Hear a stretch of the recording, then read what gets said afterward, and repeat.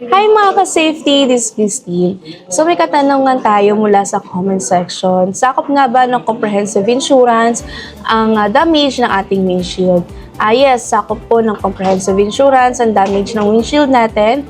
Mas lalo na kung yung cause nito is yung dahil sa bato, vandalism, or aksidente. Paano kung nagpa-tint tayo ng windshield natin at hindi natin agad na-update ang insurance provider natin?